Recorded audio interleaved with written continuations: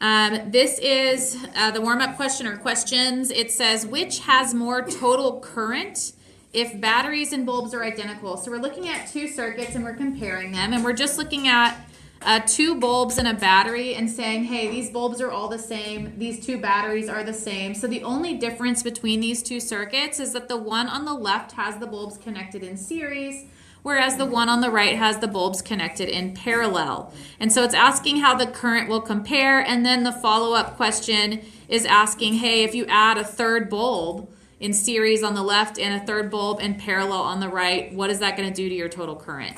Okay, so this is a good question to kind of review some of the stuff that we've done so far, which we've actually covered everything in this unit, by the way.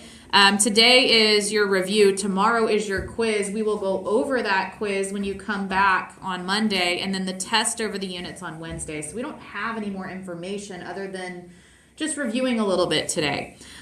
So let's start with the current. Okay, which has more total current?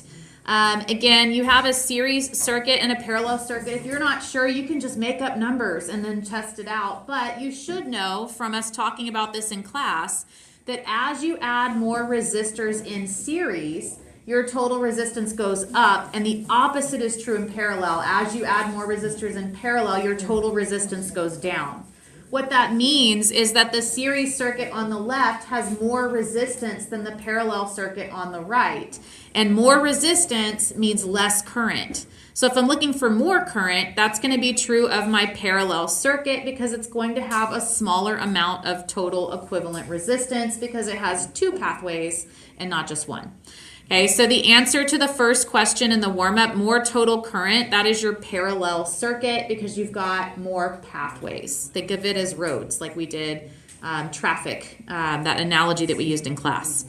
The second question in the warm-up says, how does total current change with a third bulb? If I add a third bulb to each of these, in series it's going to look like that, in parallel like this. Okay, now I have 3 bulbs in series versus 3 bulbs in parallel, but we're not comparing them to each other this time. We're simply asking how the current changed when we went from 2 to 3 bulbs. In my series circuit, adding an additional bulb is going to increase my total resistance, thereby decreasing my current. And so my current will decrease when I add a third bulb in series. However, when I add a third bulb in parallel, the opposite is true. My current's going to increase because when you add another bulb in parallel, you're not just adding a bulb, you're adding a pathway. So now there are 3 loops instead of just 2. That decreases your total resistance and therefore increases your total current. Okay, all of this is stuff that we talked about in our notes, but if it has been a minute because you've been working on that project. So if you need to review, I'm going to show you what you can do in just a moment. But before that, one more little follow-up question on our warm-up. This one we're going to answer a little bit differently. I have mentioned to you that you can solve problems using proportional reasoning, and we've done a couple, but we haven't done one quite like this, so I wanted to go over this one.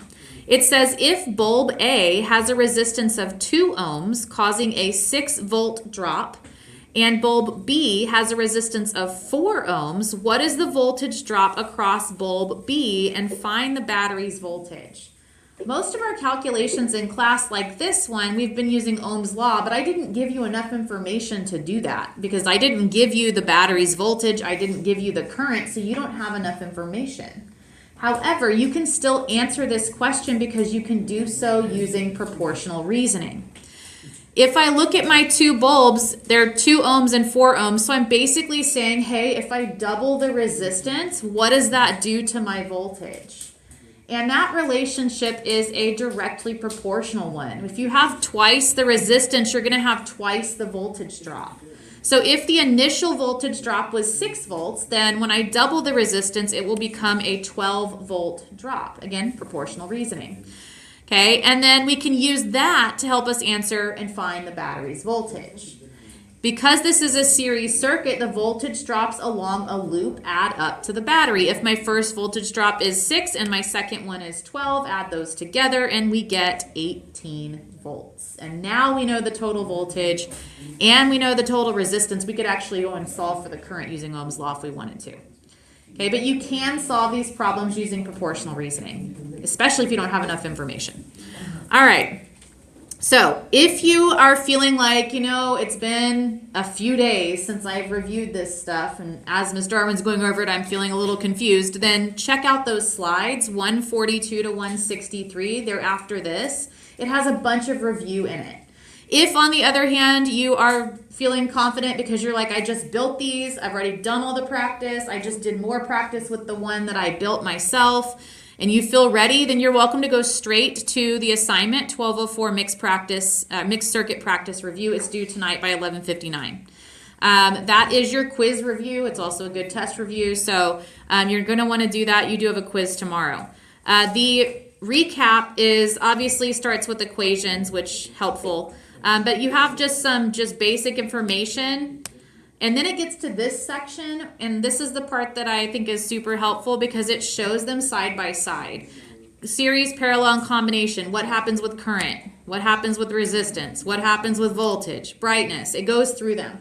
So if you click through these slides, which again are 142 to 163, you're going to see a lot of helpful review information. So I would recommend looking at it. You can either look at it now before you do this, or you can do this right now and then look at it later. Up to you. But you have the rest of the period to work, so go ahead and do that. And if you have any questions for me, please let me know.